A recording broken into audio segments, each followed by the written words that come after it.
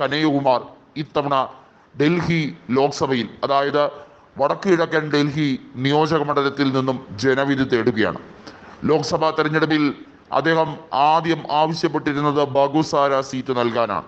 എന്നാൽ അതിനേക്കാളൊക്കെ എത്രയോ വിജയ ശതമാനം കൂടുതലുള്ള, വിജയിക്കുമെന്ന് ഉറപ്പുള്ള ഡൽഹിയിലെ വടക്ക് കിഴക്കൻ ഡൽഹി സീറ്റ് തന്നെ കനയ്യകുമാറിന് കൊടുത്തിരിക്കുകയാണ്.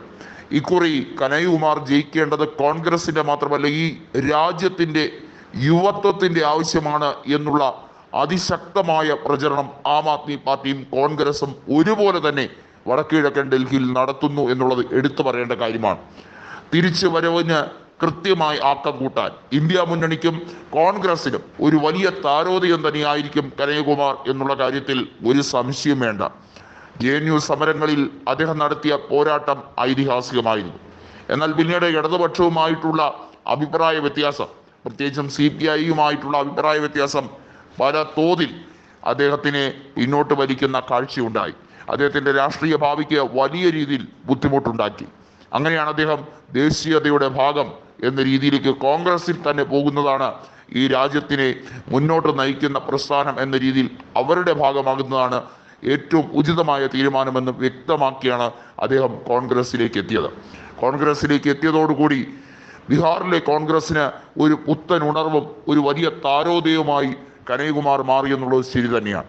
എന്നാൽ അതിനുശേഷം ഡൽഹിയിലേക്ക് തൻ്റെ പ്രചരണ കേന്ദ്രം മാറ്റണം എന്നുള്ള തീരുമാനവുമായി കനയ്യകുമാർ എത്തുമ്പോൾ തീർച്ചയായും ഡൽഹിയിലെ നിവാസികൾക്ക് വലിയ രീതിയിൽ ഒരു സ്വപ്ന സാക്ഷാത്കാരം കൂടിയായിരിക്കും അദ്ദേഹത്തിൻ്റെ സ്ഥാനാർത്ഥിത്വം എന്നുള്ള കാര്യത്തിൽ ഒരു സംശയവുമില്ല.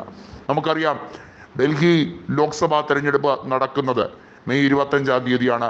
7 ലോക്സഭാ മണ്ഡലങ്ങളും പോളിംഗ് ബൂത്തിലേക്ക് പോകുന്നത്. 7 ലോക്സഭാ മണ്ഡലങ്ങളിൽ 4 ആം ആദ്മി പാർട്ടിയും 3 കോൺഗ്രസും എന്ന രീതിയിലാണ് ഇന്ത്യ മുന്നണിയിൽ വീതം വയ്ക്കൽ നടത്തിയിരിക്കുന്നത്.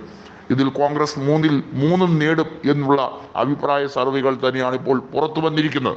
ആം ആദ്മി പാർട്ടിയുടെ വോട്ട് ഷെയർ കൂടി ഉണ്ടെങ്കിൽ കോൺഗ്രസിന് വലിയ രീതിയിൽ ഇവിടങ്ങളിൽ മുന്നേറ്റം നടത്താൻ കഴിയും എന്ന പ്രത്യാശയാണ് അവർ പ്രകടിപ്പിക്കുന്നത്. ലോക്സഭാ തെരഞ്ഞെടുപ്പിൽ കഴിഞ്ഞ 2 തെരഞ്ഞെടുപ്പിലും 2014-ലും 2019-ലും BJP-യാണ് 7 സീറ്റുകളും തൂത്തുവാരിയത്. എന്നാൽ ഇക്കുറി കോൺഗ്രസും ആം ആദ്മിയും ചേർന്നുകൊണ്ടുള്ള പോരാട്ടം അതിശക്തമായി തന്നെ മുന്നോട്ട് പോകുമ്പോൾ തീർച്ചയായും BJP നേതൃത്വത്തിന് അങ്കലാപ്പാണ്. BJP-യുടെ നേതാവായിട്ടുള്ള മനോജ് തിവാരി, കഴിഞ്ഞ തവണ ഷീലാ ദീക്ഷിതിനെ പരാജയപ്പെടുത്തിയ മനോജ് തിവാരിക്ക് വലിയ രീതിയിലുള്ള അങ്കലാപ്പുണ്ട്. ഇക്കുറി BJP-യുടെ നേതൃത്വം വിജയിക്കുമോ എന്നുള്ള കാര്യത്തിൽ സംശയമുണ്ട്.